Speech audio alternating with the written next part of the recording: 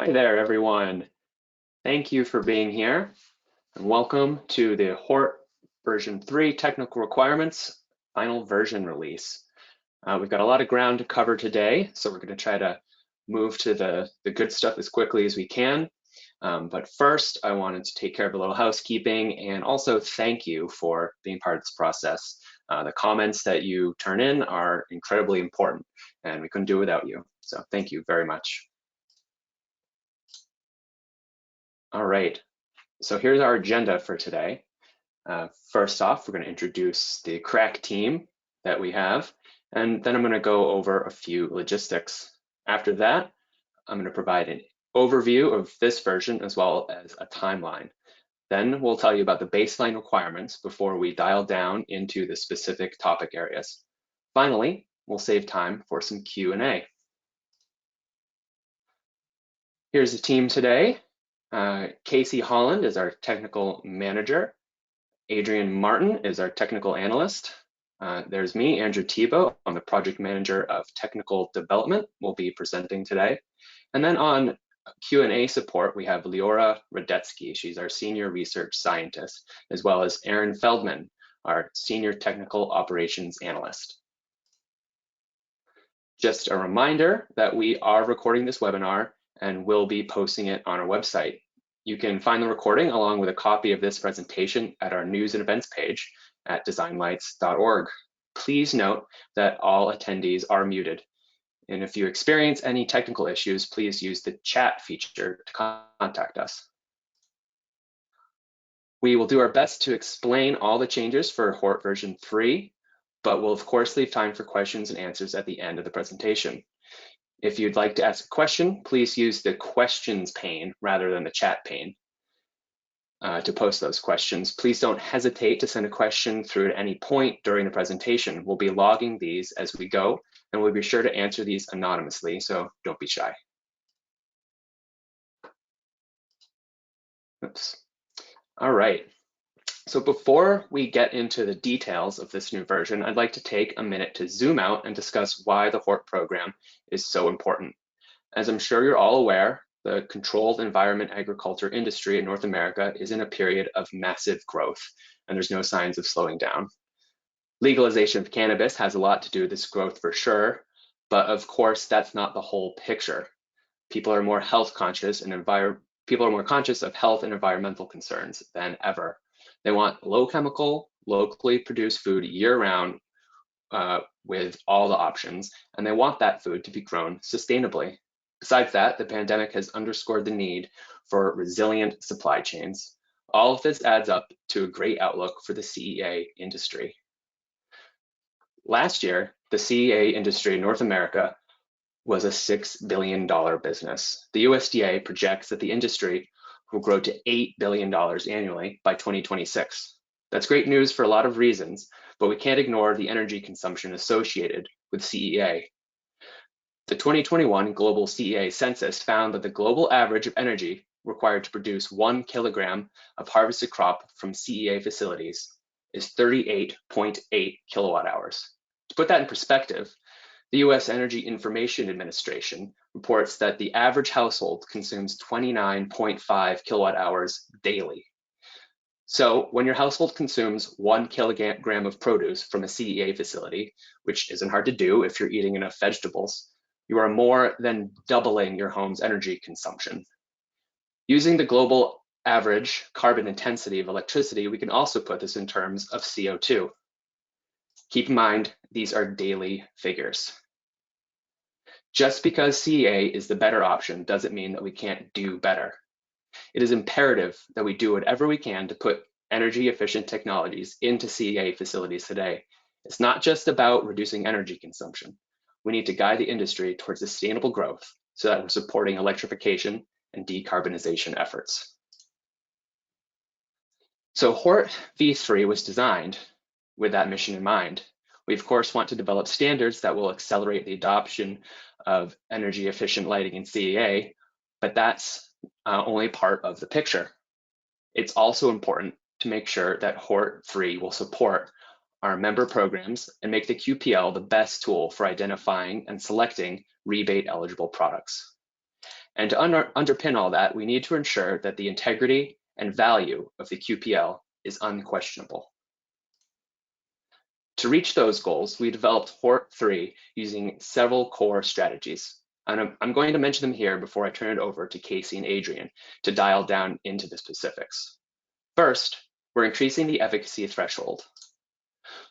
We're adding some new intended use reporting requirements, as well as requiring product dimensions and images. And since controls can increase savings over the baseline significantly, we're also introducing product level controllability requirements. Finally, we've developed surveillance testing programs so you can trust that products will live up to their claims. Let's take a look at when these changes will take effect. We released the final version of Hort 3 back in November, so it's currently available for download on our website. We're going to begin accepting applications for version 3 on March 31st, 2023, which means that the last day to submit applications for Hort version 2.1 will be the previous day, March 30th, 2023. Looking forward to 2024, the last day to submit version 3 applications as version 2.1 update applications will be February 5th, 2024. To be clear, submitting an update application means that you won't have to update your test data and you'll pay a lower fee. After February 5th, you'll have to submit new product applications to be listed on Hort 3. This means that you'll pay the full fee and be required to submit new test data, so be sure to mark your calendars. Finally, the delisting of Hort 2.1 products will take place on March 31st, 2024. We'll be covering this process in more detail in an upcoming webinar. That webinar hasn't been scheduled yet, but keep a lookout for the announcement in 2023. All right, now I'm going to turn it over to Casey to talk about some of the baseline requirements.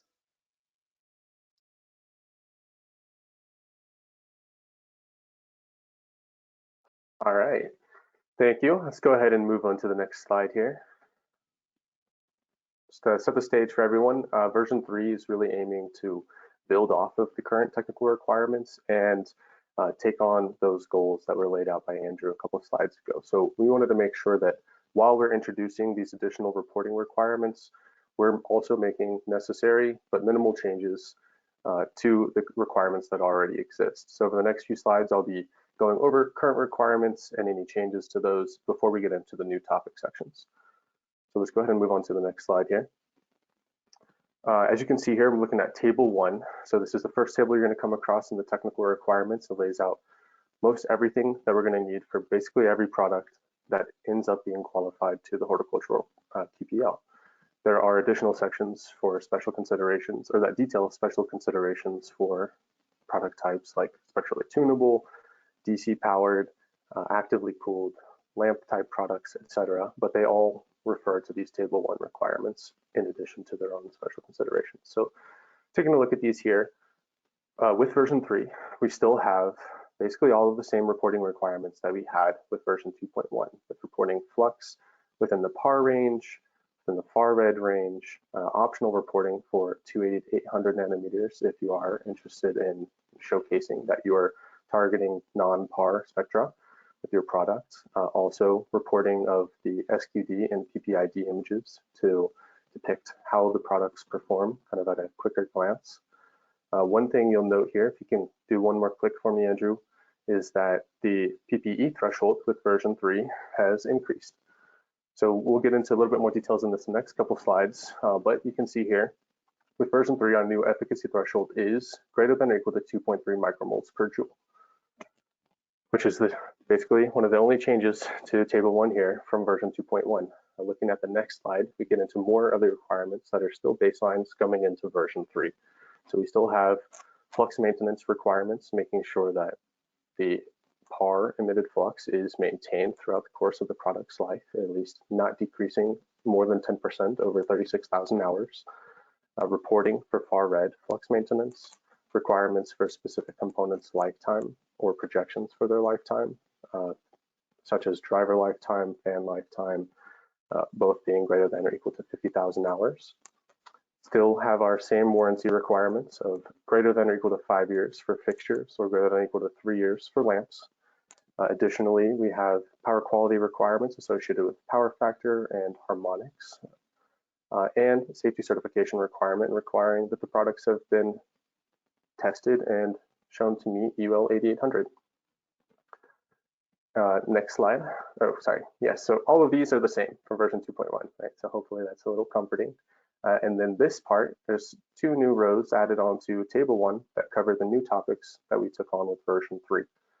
The first, if you give one more click, describes application information, which is really describing, what kind of application is this product supposed to be going into? How is it intended to be used in controlled environment agriculture, and helping energy efficiency programs identify or confirm that the products that they're looking to incent are appropriate for the applications and marketed for them. Additionally, we have controllability requirements, which Adrian will be covering, and just to clarify, they are at the product or luminaire level and describing essentially ways that you can use it through controls or with the control system, but specific to the luminaire. And then, as I already mentioned, and kind of tying into the next slide here, I don't want you guys to forget about that efficacy increase, right? So it went up to 2.3, and I'm about to give you a little bit more detail on how we ended up landing there. So let's move to the next slide. So set the stage with version 1 in 2018, whenever we were landing on our final policy at that time, we had essentially developed a strategy to have a 2-year major revision cycle where every 2 years we would look at the QPL, which is what we did in April 22 of this year, a little over a half a year before the final policy was released, and look at the QPL to see where is the bottom 15% in terms of efficacy, so that we can increase the threshold and essentially ratchet up the least efficacious products that we see in the QPL, ensuring we have additional energy savings over earlier LED generations and more energy savings definitely over even the best incumbent technology, such as the 1000 watt double-ended high pressure sodium lamp.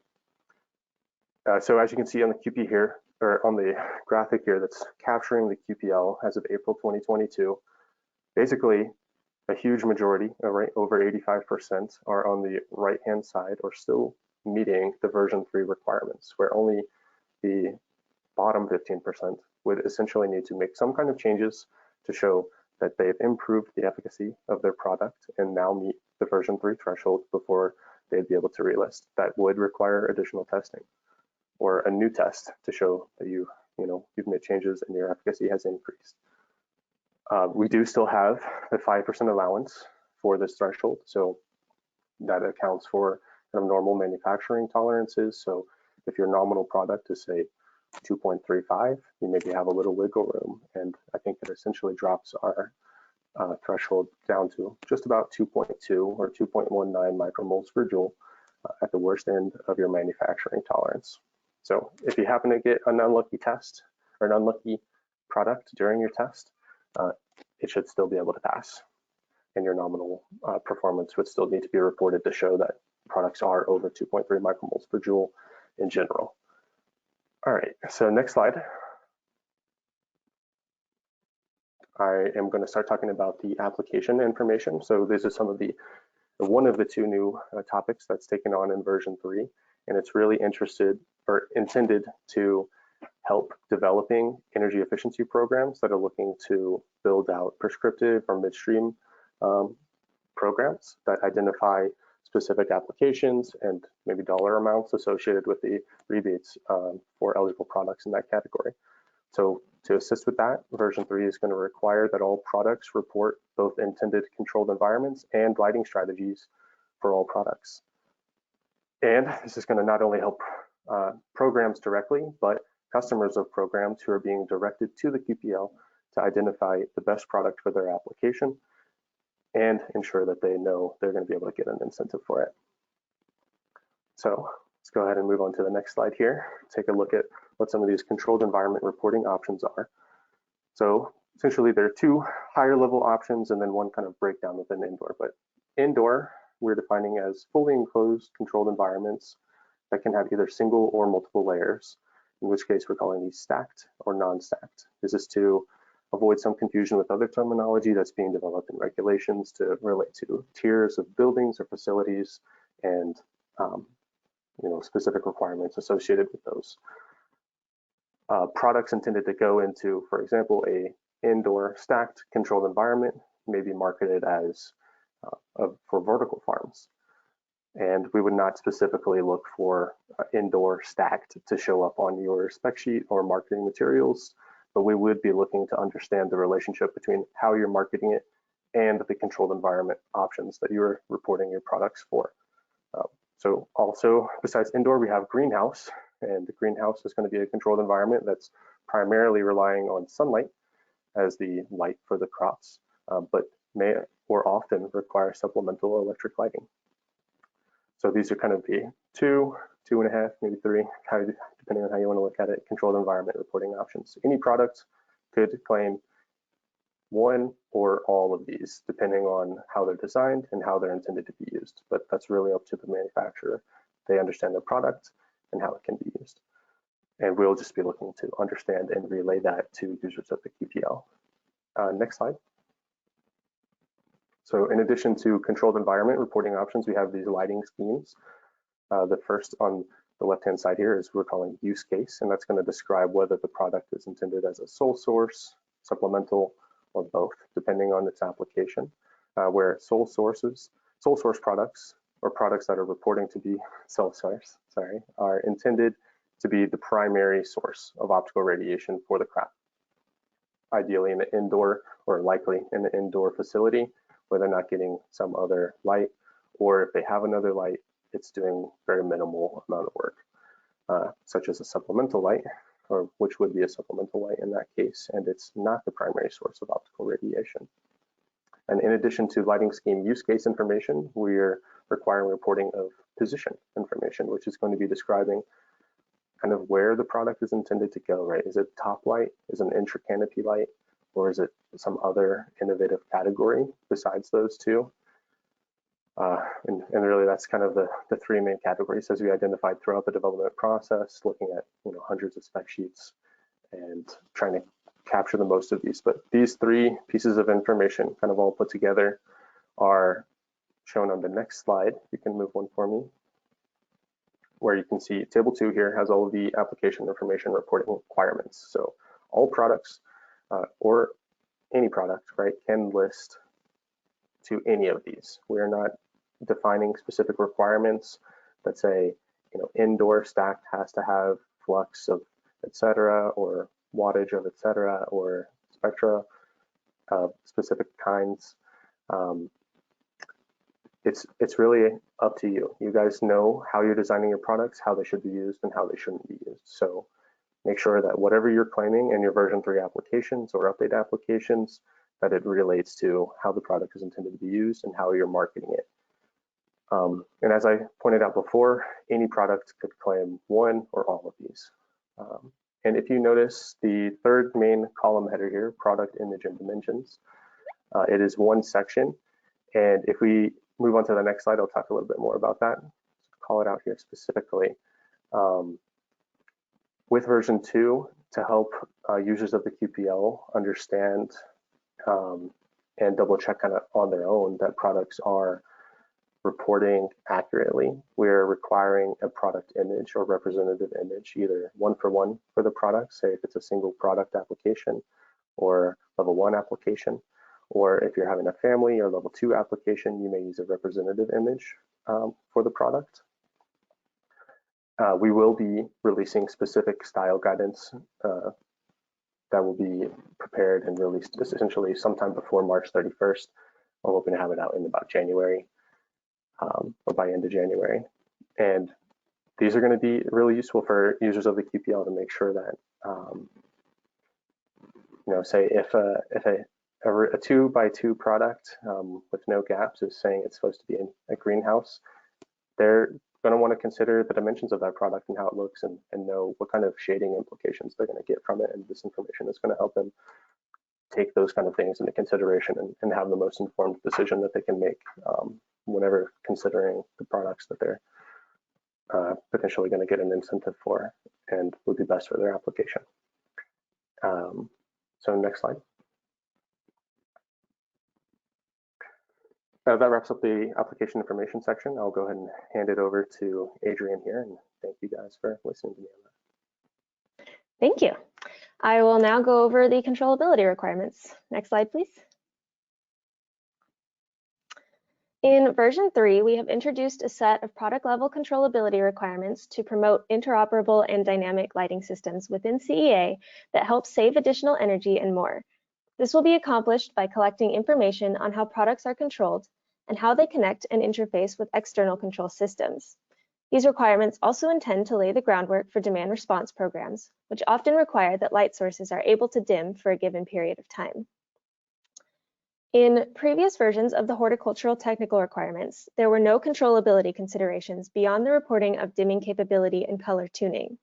The following requirements are intended as a first step towards promoting controllability and interoperability, and by collecting more detailed controllability information on products, we hope to support the development of future technical requirements versions. Next slide, please. This table summarizes all of the controllability requirements and reported information that has been added in version 3. There are 4 categories: dimming capability, dimming range, dimming and controlled methods, and integral control capabilities. In the following slides, I will go over each item in more detail and call out any major changes that were made between draft 2 and the final draft. Next slide. The first section is dimming capability. There is no change to the requirements in this section from draft 2. Dimming is required for all DC-powered products, all replacement lamps, and luminaires with a photosynthetic photon flux of 350 micromoles per second or greater. For all products that fall into these categories, the spec sheet must state that the product is dimmable. For luminaires with a ppf less than 350 micromoles per second, the ability or inability to dim must be reported in the submitted application, and the QPL will display whether the product is dimmable or non-dimmable. If the product or product family is capable of dimming, submitted products spec sheets must also state this information. Luminaires with low ppf are not required to be dimmable because the product types that typically fall into this category include intercanopy luminaires and other luminaire types that are not often dimmed. We did not want to create a barrier for LED products in these categories. Although we considered other options, a ppf-based threshold is the clearest way to distinguish between product types without having an influence on how controlled environment and lighting scheme are reported, and it will be most useful for the development of prescriptive and/or midstream programs. DC-powered products and lamps are required to be dimmable because these are often used as modules and combined into a larger light source. For example, a dynamically configurable array of DC-powered modules linked together produces a high photon flux, even if an individual DC module has a ppf less than 350 micromoles per second. Next slide.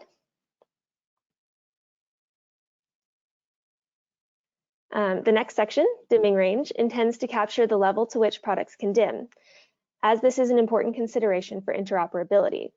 In addition to the maximum output values, we have added 4 new manufacturer-reported values: minimum dimmed input wattage, minimum dimmed ppf, default wattage, and default ppf.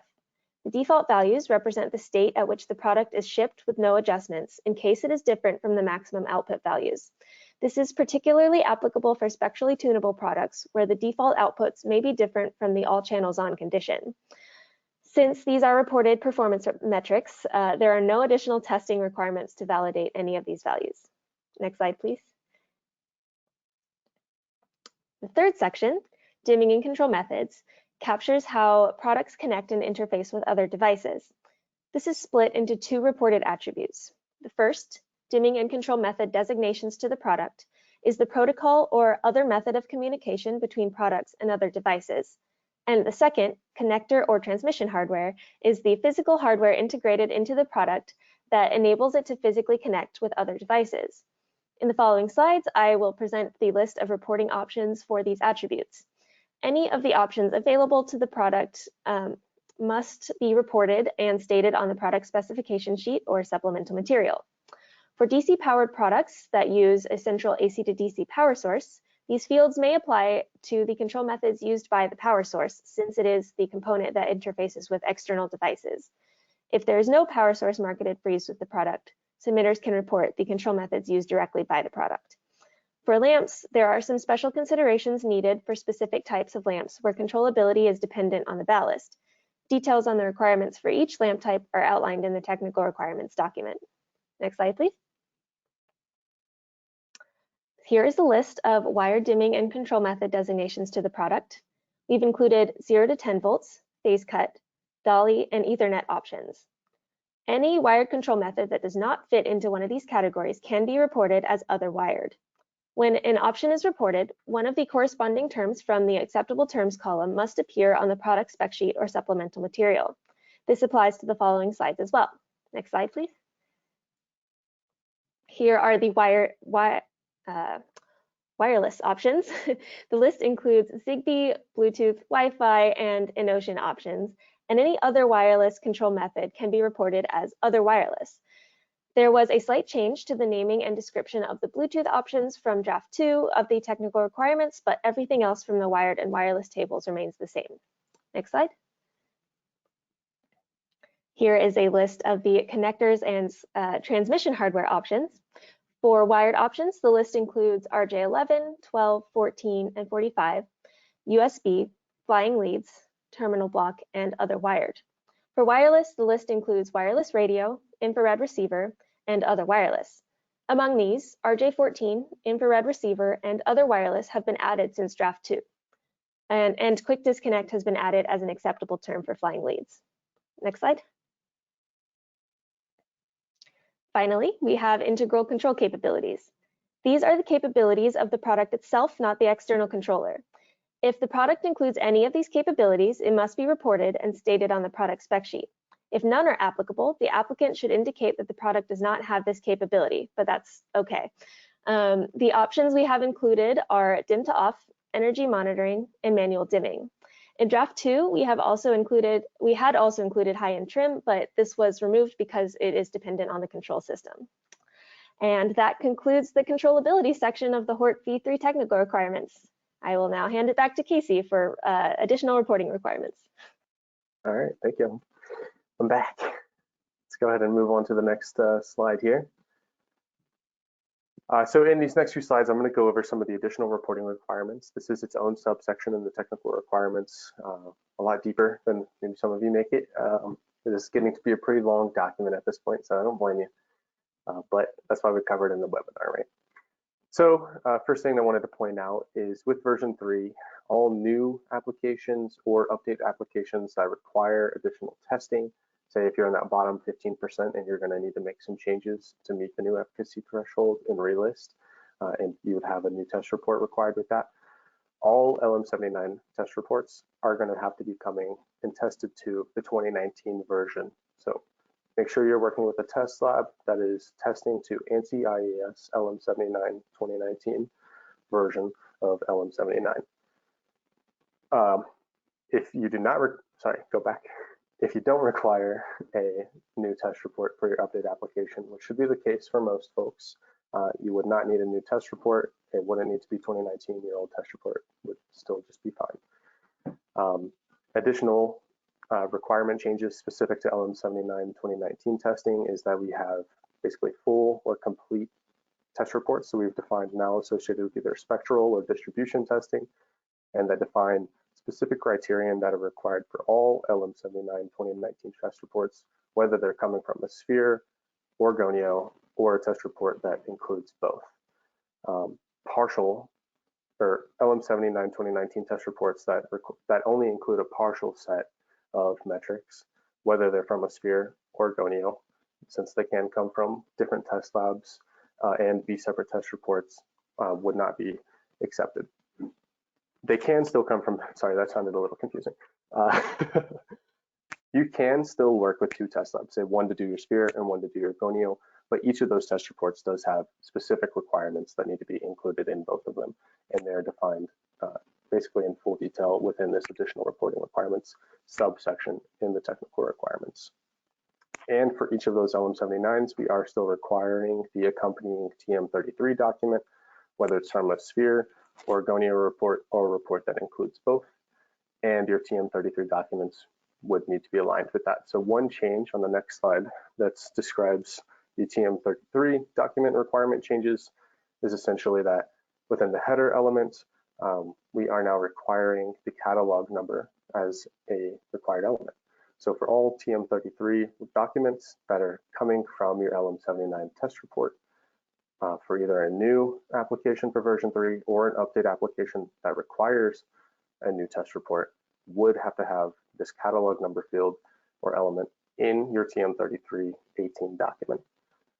These TM3318 documents are also going to be used to generate the SQD and PPID images using the tool the DLC has released earlier this year, but will be required for submission for version 3 applications, is coming from or using the MyDLC pre-submission tool.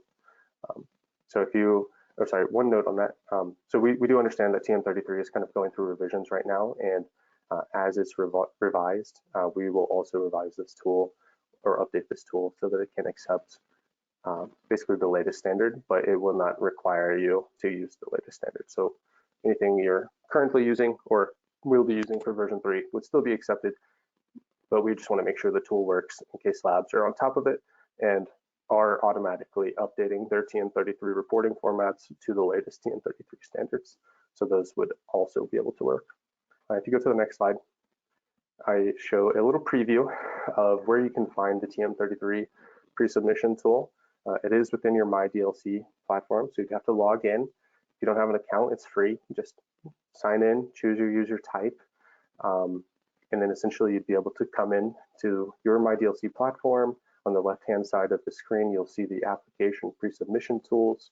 There are 2 of them, one for the horticulture program and one for the Luna program. So make sure you're using the horticulture one for your horticulture applications. But essentially all you got to do is upload your TM33 XML documents, and if it has everything in there that it's supposed to have, it'll give you your SQD and PPID images that are specific to your LM79 test report. And then you'd be able to take those images and upload them as part of your application, and those SQD and PPID images would be more consistent from one product to the next, making the best experience for TPL users and removing a little bit of burden from you guys to ensure that you have your TM33 document read yourself and that it's got all the details in there. So this is really aiming to kind of help improve the initial application process also by taking a little bit of that upfront burden and giving you feedback. So if you move to the next slide, you'll see kind of what these 2 things look like, right? So we have an example file on that page that was shown on the last slide, where I've created these example PPID and SQD images. So these are fake. Don't worry about why they look how they look. That's fake data, so that's why it looks like that. And if your TM33 documents are great, you're going to get these images.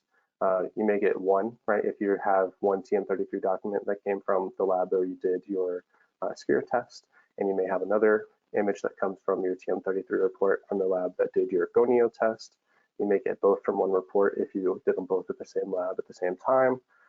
If things are missing or potentially going to create complications for you during your application process, the tool is intended to give you an error or warning message, kind of pointing out specifically what may be an issue with your document and help you identify those and correct them before submitting your application.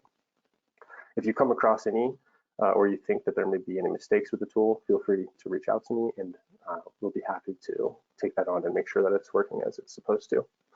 But I'm pretty sure it's working really good right now because Adrian's done a great job with it, so big props to her. And if you go to the next slide for me, I'll talk a little bit more about the surveillance testing. So if you're not familiar with it, we do have a surveillance testing program for our SSL program, and it's been in effect for as long as I've been here, which is a little over 4 years, and before then. And we're really leveraging a lot of experience and ideas from that program to help ensure that we're protecting the integrity and value of the Hort TPL for all of our stakeholders. This is even more important now that we're seeing the TPL has reached over 1,000 products, and it's been opened up to not just one product, one test, but we have family grouping applications where we're accepting reported data that rely on identifying, testing worst case performance to qualify the better performing family variations.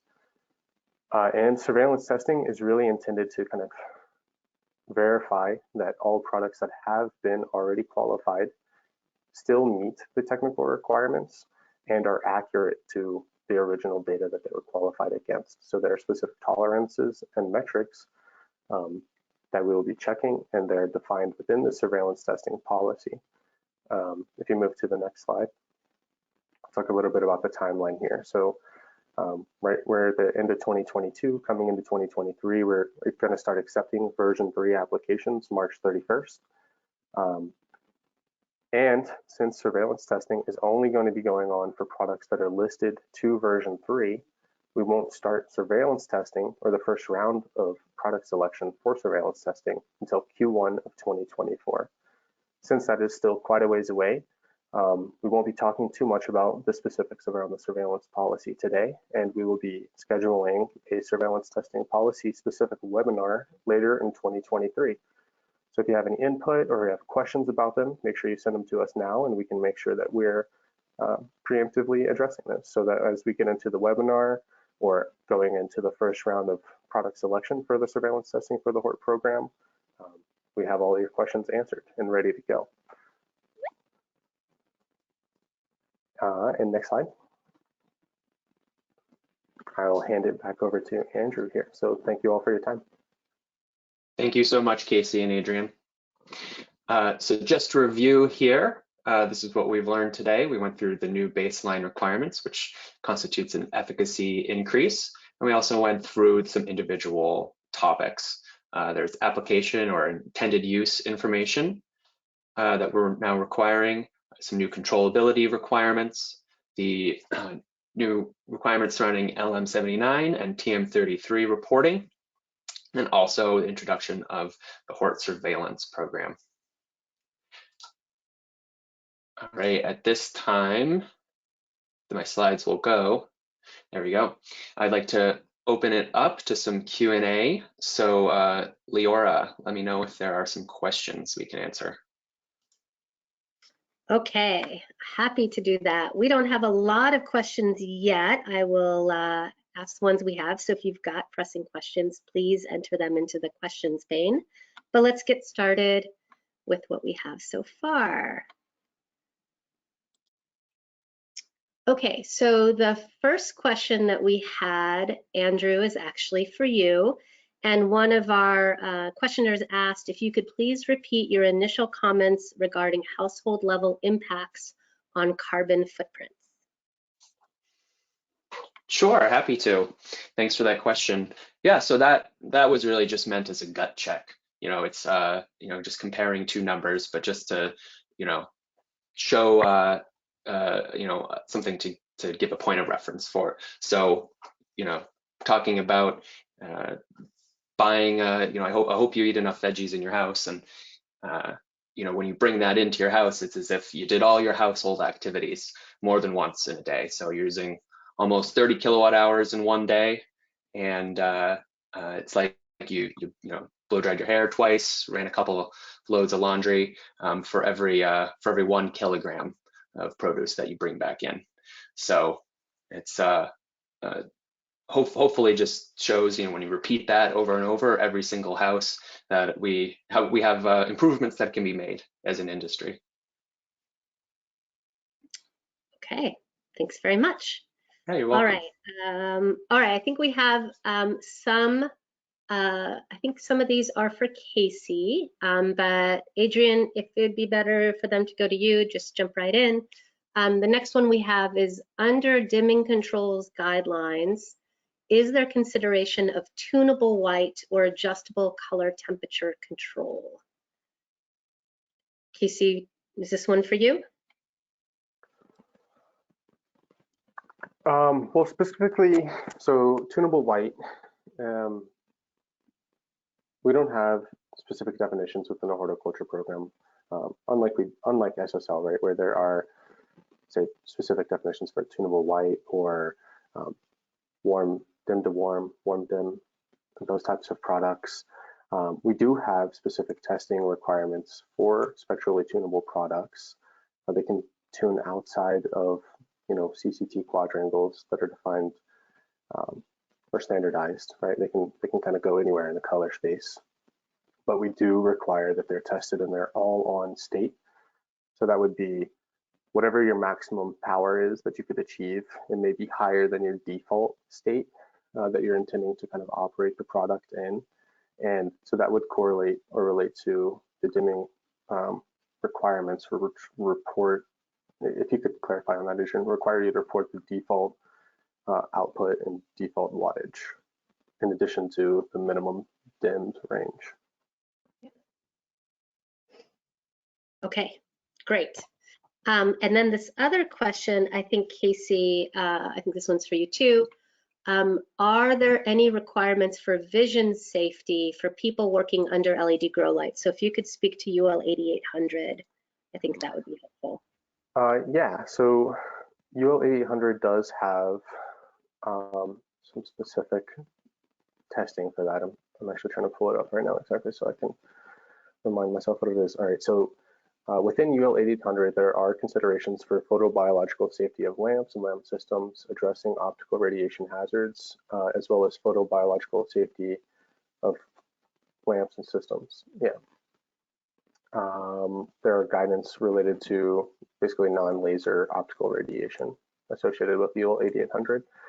Exactly how that relates to vision safety, I think, isn't clear. Maybe you could be a bit more clear about what you mean by vision safety. Great. Yeah, we'll see if that that questioner wants additional information. Some of our other respondents right now are also saying that the photobiological requirements are to meet IEC 62471. So we're getting a little bit of group consensus here, which is fabulous. So thank you very much to all the people that are participating.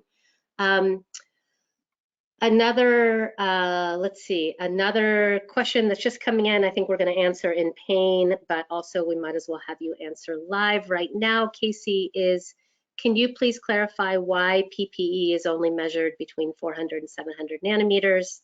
And are there considerations for PPE for spectral compositions that include far red or UVA-B, etc.?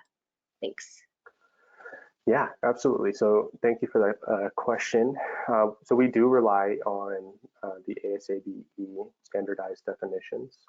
And since PPE is the photosynthetic photon efficacy, it does rely on the photosynthetically active range, which ASABE defines as 400 to 700 nanometers. So for photosynthetic photon efficacy, it's basically your flux within your PAR range, 400 to 700 nanometers divided by your input watts or wattage, right? There are where we do consider, non-PAR spectra considerations. That's why we have optional reporting for photon efficacy and photon flux within the entire photobiologically active range between 280 and 800 nanometers.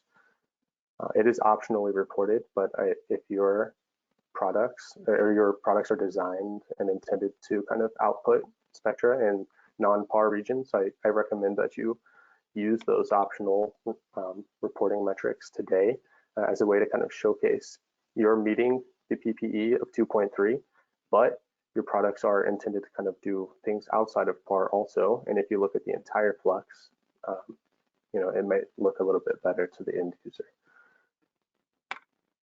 Thank you very much. Okay, let's see. So we have a dimming question that popped up. Let me read this as it was written, and then if we need some clarifications, we will ask the questioner. So Adrian, this is for you. For lighting fixtures with dimming capability, we only require that luminaires with a PPF at or above 350 micromoles per second need to report out the dimming function. So if you've got models in the same family with a PPF less than 350 micromoles per second, can they add options for dimming functions and no dimming functions, or both? What do they do for these lower output fixtures? I think that's the question that's being asked. Okay. I may not fully understand, but I think this person has the right idea that any product less than 350 micromoles per second, dimming is optional. So it can be dimmable or not. If someone else would like to jump in and add more to that, that'd be okay. Yeah, I think, oh, go ahead, Aaron. Yeah, sure. Just since it was mentioning more of the submission process and families.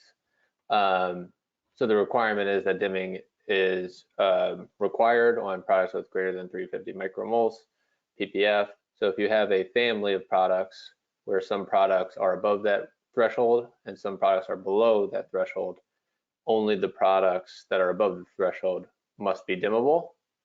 All products need to state if they are dimmable or if they're not, but only the ones above the ppf threshold require dimming. Thanks. Great. Don't you love it when we have group responses? You guys are doing fabulous.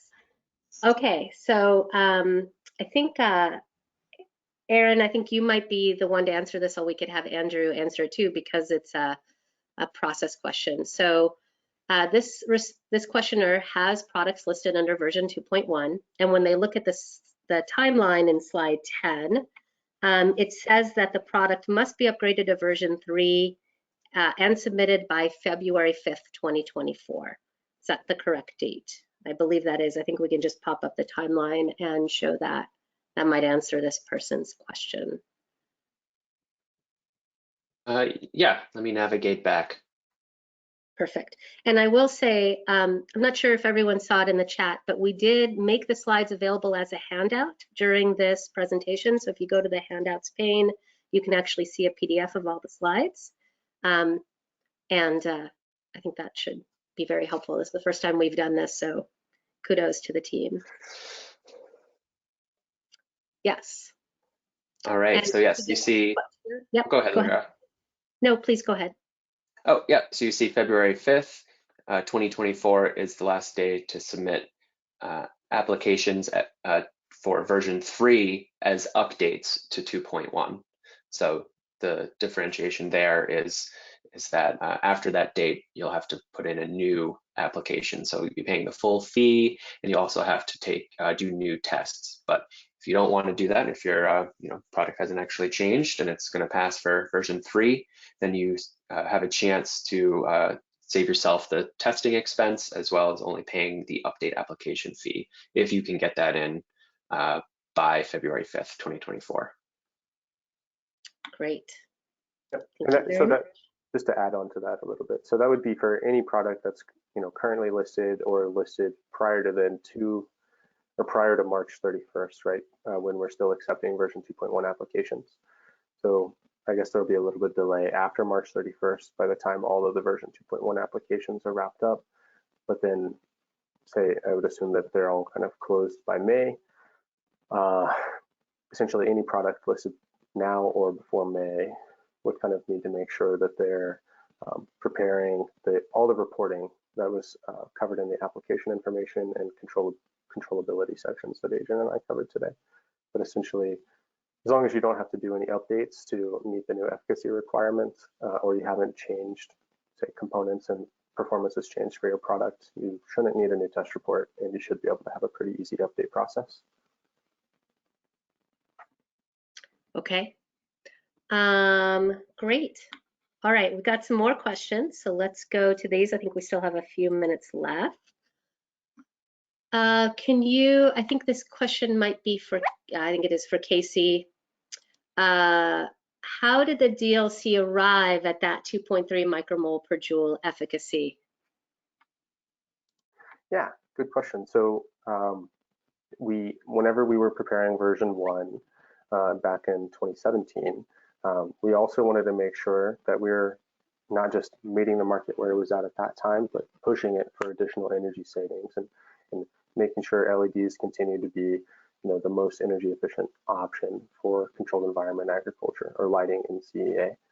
So whenever we were developing version 1, we developed a 2-year major revision cycle where every 2 years we would reevaluate the state of the market through the eyes of the QPL and propose a new increased efficacy threshold that's associated with the value that delists the bottom 15%. So if you have 1,000 products on the QPL, that would be associated with about 150 products, which is just about where we're at today. Thank you very much. Okay, I have some more that are going to come in. We're going to try to answer all of them. Okay, this question just came in. For new applications, if they want to put in a new application before March 30th, 2023, can they just test and report to version 3 and then not have to do the update testing? So can they submit version 3 tests early, I believe is the question being asked. So you will not be able to list to version 3 until after March 31st. That's the earliest we're going to start accepting version 3 applications. If you wanted to list a product before then, it would have to be the version 2.1, and then you would have essentially until February 2024 to submit an update application. They kind of would be complementary, right? Since the version 3 application is going to have all of the new version 3 stuff and the version 2.1 review associated with it, it's not a big difference compared to listing to version 2.1 and then updating, as opposed to just waiting to list to version 3 directly. It's just when do you want your product in the QPL? Okay, hopefully that answers that respondent's question, and if not, please feel free to clarify for us and we'll try to get that now. Okay, I have, let's see, we've got some more coming in. A second just to catch up here. Okay, I think that let's pick this one up. Casey, I think this is for you again. Could you please clarify why we use the worst case performance data set for our testing instead of sort of not average or sort of normative or normal data testing when we are requiring both Sphere and Gonio? Yeah, so that's a good question, and for anyone who's not familiar, a little background is whenever you test a product, you've got to show spectral and intensity distribution performance. So that's one test in the Sphere or an integrating Sphere, and one test on a gonio-photometer, gonio-radiometer. In which case, both tests are tested by a lab with the appropriate accreditations and 2 LM79. So in that case, as with any of our other requirements or processes, such as identifying worst case family members and testing those to allow better performers to list without the same testing or review burden or expense, it's kind of the easiest way, right? So you identify the worst case performer, and then essentially other variations that you're going to get of that are going to perform better, which is the most informative for the energy efficiency programs who are looking to identify what may happen, right? And how much energy they may save or not save, depending on kind of what they're comparing to and against. So whenever you're looking at 2 tests on the same product, both coming from labs that are testing the right way, we're going to report the worst case one.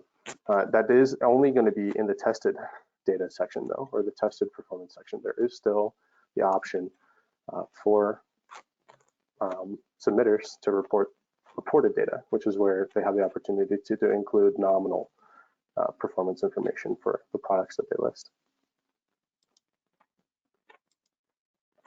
Excellent. Okay, I hope that was helpful. All right, Andrew, can you tell us a little bit about if slides will be posted after the webinar for our questionnaire, please? Sure thing. Yep, we always make sure to post both the slides and the recording on our website. So you can find that under the news and events page at designlights.org. It's as simple as that. Thank you very much. And we You're do have, as I said, we also have a copy of the slides today in the handout section if you'd like to look at them before then. Great question. Okay, I have a question. Actually, this one is for Aaron. So Q&A for Q&A. Can you tell us when we'll know how to apply and sort of some information about implementation, when that might be given? Sure, yeah, thank you, Leora. So with the final policy being recently released, we're working on the various resources and changes to the submission process, and we'll detail that out in the new year. There will be changes for those who are familiar with the submission process. There will be changes to the application Excel form, as well as the questionnaire, aligning with the technical requirements. Great, thank you very much. Yeah, so you'll hear more from the team because we know how much you guys love us. All right, so a couple more questions while we still have time.